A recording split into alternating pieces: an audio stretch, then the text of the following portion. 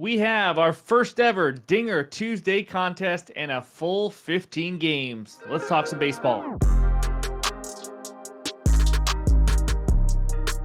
What's going on, everyone? Welcome back in to another episode for Just a Bet Outside. I am your host, Steven, and we are here on Dinger Tuesday, baby. That's right, you heard it already. Our first ever Dinger Tuesday contest. And here we go. Here are the rules before we dive into this video. It's pretty simple. All you have to do is leave your best home run bet in the comments below. You have to include the odds and you have to include the sports books. Obviously, if you're trying to make up something and we can see it, we just won't include it, but I'm sure you guys are all going to be good. So make sure you include the name, home run, and then put the odds and the sports book. So if you hit, you have a chance to win. But if we have multiple people hit, which I wouldn't be surprised if we do, let's just say, for example, we have a guy at plus 300 hits and a guy at plus 500. The plus 500 will win. So you have a little incentive to maybe take a longer shot if you want to. But that's what we got. If we have a tie, a dead tie, someone bets the same guy or the same odds and they both hit, we will have a showdown on Wednesday, the Wednesday showdown to settle it. So anyways, that's what we got. The winner gets $20. We're going to start out nice and easy, but it's our first one of the year. We're hoping to do this maybe every Tuesday. We'll see how it goes. But leave that comment below. Let me know who you think will hit a home run on Tuesday, even if you know nothing about baseball. Oh, well, just leave a name down there and you have a chance to win. Just make sure you put those odds and the sports book. So let's have some fun with it. But before we get into this video, we got a lot of info to go over. We got a lot of bets to recap that we did yesterday. We have to pull up the new Jabo MVP. All right, there he is. Welcome to the Jabo MVP Club at Dave Gutierrez 2197. We really appreciate the support. And for everyone else who is a Jabo MVP, we really appreciate it. It's only $2.99 a month just to give back for all the hours we put in. You get badges, emojis. We got 2 new baseball emojis now. Prioritize replies and shout outs. So it's we really appreciate you guys. If we've given you any entertainment or help with your bets, we would appreciate it, but never required, of course. So thank you to the new Jabo MVP. Now, before we get into the rest of the video, it's time for the baseball fun fact of the day. Here we go. This one is about Mr. Hank Aaron, who just actually had a statue, I think, released in Atlanta yesterday. If you take away all of Hank Aaron's 755 career home runs, he would still have over 300 hits at 3,016, which would be 6 more than Wade Boggs, one of the better hitters in baseball history, Mr. Wade Boggs. Take away all those homers, and Hank Aaron still has more. Hank Aaron was the man. I was actually just listening to Dusty Baker talk about him during the Braves game, the telecast, and it was pretty cool just to hear stories and things about Hank Aaron, but that's just me being a baseball nut. Anyways, that's the baseball fun fact. In this video, a ton of research. If you are new to the channel, we give you guys a lot of information. Hopefully, this is a great way to start your day and a great way to start your MLB betting, or you just want to hear baseball talk. We're going to recap yesterday. Then we got the good hitter matchups, the good pitcher strikeout matchups. Then we'll go over the entire full pitcher report, and then we'll finish it with some best bets and end it with the bets recap. So hit that like button, leave a comment below like you guys have been doing, and hit that subscribe if you are new to the channel, as we are less than 200 away from 23,000 subscribers. Just speechless. Appreciate all of you for helping me just talk sports every day for a living. So grab your cup of coffee, eat your breakfast, drive to work, whatever it is that you are doing, but we are ready to start the baseball journey. All right, there is the bets recap. We have not gotten on track yet in the last few days. Started out hot in the MLB season, but we will get there. But let's go over these. Braves minus 1.5. Up 4-0. And you know how they got up 4-0? Mr. Marcell Ozuna. If you were listening, I said maybe a sprinkle on his home run. I bet his hit. We'll get to that in a second. But they were up 4-0. And then an absolute bullpen brain meltdown by the Braves. And they gave up 1 million runs to the offense that has struggled more than any other team in the major leagues this year. And they lost the game outright. It's just unbelievable. If the Braves score 7-8 runs, I would bet they're minus 1.5 any day of the week against the Mets. And they did not even win the game. All team total was an added play. Phillies team total over 2.5. Got there in the 9th inning. It was sketchy. I don't know how they didn't hit miles and miles, but they didn't score a lot, but they finally got over the hump. And then D-backs team total over 4.5. They scored 4 runs in like the 4th or 5th inning, and then never again until the 9th inning again. So we got some help there in the late innings for a winner there. Marcell Ozuna started out with a single to right field. Second at bat, hits an absolute hater over the fence. And that's all great. It's all wonderful. But you know what? I wasted Marcell Ozuna's great game because I added Mr. Bryce Harper. They walked him in the first inning. They went to extras and they intentionally walked him. And then his other three at bats, he beat it into the ground every time. 3 ground ball outs, did not get a hit. It's very frustrating. But you know what? That's baseball. I mean, the greatest hitters out there go 0 for 4 all the time. So, and then the Nerfy. We are now 3-0 on Nerfies. You will see the record down there. It's 3-1 because we bet a Yerfy over the weekend. But the Nerfies are 3-0. Those last 2 were half unit plays. There was a double, a little stressful, but for the most part, it was a decently easy win. And then the big hitter parlay I put together, again, a half unit play, did not work out. I think only 2 of the 4 hitters got a hit. I'm not sure, but just wanted to put something together for the good hitter matchups. But either way, it was, we lost a little bit, nothing huge, but we got to get some winners. Hopefully you guys are getting winners. Even if you're fading me, you're getting winners for the rest of the video. So anyways, those are the bets recap for yesterday. And now, before we get into the best bets, we got a lot to talk about, and it starts with the good hitter matchups. All right, we got 14 good hitter matchups for you today on a Tuesday. If you're looking at some options for some Dinger Tuesday hits, no one has a ton of home runs here. Dansby Swanson down there on the bottom right does have 4 hits, 4 for extra base hits, and 2 of those are some home runs. Other than that, we're not looking at a lot of home runs anywhere else, really. Gio Urshela has 1 bomb, Austin Riley 1 home run versus Hauser, and things like that. But yeah, hopefully this can help you guys get some winners. As I mentioned, we've been on a good run with hitter matchups with guys getting a hit. Of course, I picked Bryce Harper, and he did not get a hit yesterday, but it is what it is. Ronald Acuna there for the Braves, 7 for 12 with an extra base hit versus Hauser. Not too shabby. Quite a few Braves on here, which is not anything new. So anyways, those are the hitter matchups for Tuesday, April 9th. And now let's talk the good pitcher strikeout matchups. All right, you guys that have been watching me know that I want to give you guys as much information as possible. That is my main goal of these videos. So we have 1 good pitcher strikeout matchup, but there's 3 more that almost made it. But I'm going to give you all the info. You can determine maybe it is a better matchup, all that kind of stuff. But the one, it's the most obvious one there is Tyler Glasnow versus the Twins. Twins highest strikeout percentage versus righties. Last year, we are still using last year, bigger sample size, and they have a lot of the same guys. 27%. Nobody struck out more against righties than the Twins. And Glasnow, 162 Ks in 120 innings last year. This year so far started out slower, but picked it up. He had 3, 5, and then his last start, he had 7 strikeouts. And now he's got as good a matchup as ever. So that's that info, but close to making it down there. Bassett Hound versus my Seattle Mariners. The Mariners do strike out a lot. That's no secret. But Bassett is about an average strikeout guy. So take that for what it is. It's a good matchup in regards to the opponent, but he's just kind of average. Doesn't mean he can't go over. Aaron Savali versus the Angels. We bring up the Angels a lot. They do strike out a lot. They seem to be a little bit better at the start of this year than last year. But Savali is also an average strikeout guy. And then the last one, it's the same one we talked about with Zach Gallen yesterday. We said, it could be a matchup, but honestly, his road Ks is not great. I think he ended up with 10. So, I mean, he dominated. So maybe you want to include this. Merrill Kelly, Rockies strike out a lot. Merrill Kelly has a high K percentage, but the Rockies K percentage obviously goes down in Colorado. You didn't see it yesterday. Gallen just mowed him down. And Kelly's road K percentage goes to 22.7% compared to 29% at home. I just want to point out all the info, that by me saying close to making it does not mean I don't think they can strike out a lot. Those are just 3 that just kind of almost made the cut as a good matchup. So anyways, those are the arms for April 9th. And now let's talk the pitcher report.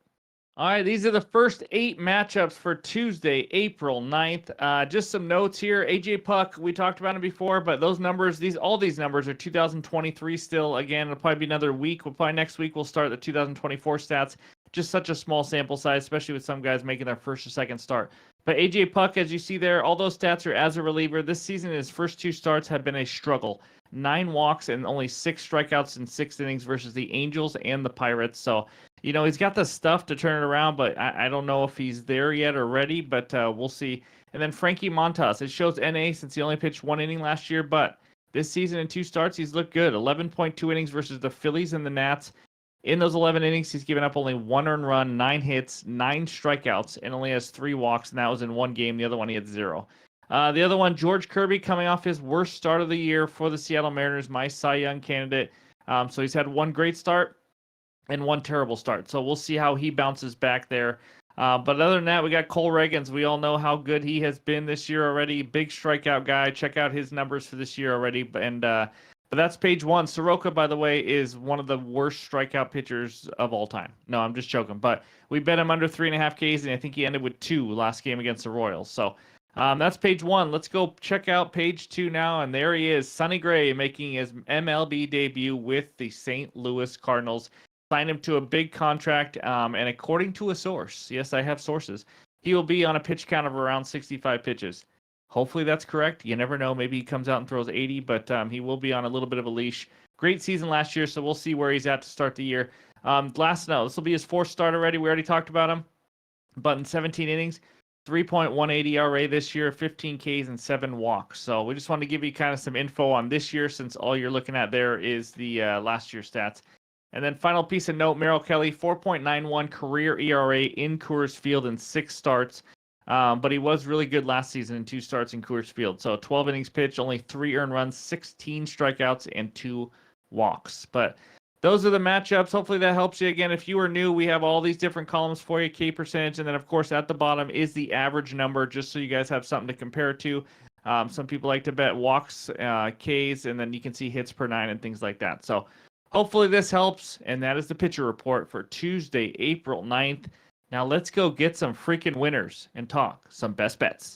All right, this segment of the show is brought to you by Better Bet. That's BTR Bet, the best place to find, track, analyze, and share your bets. Click the link below in the description.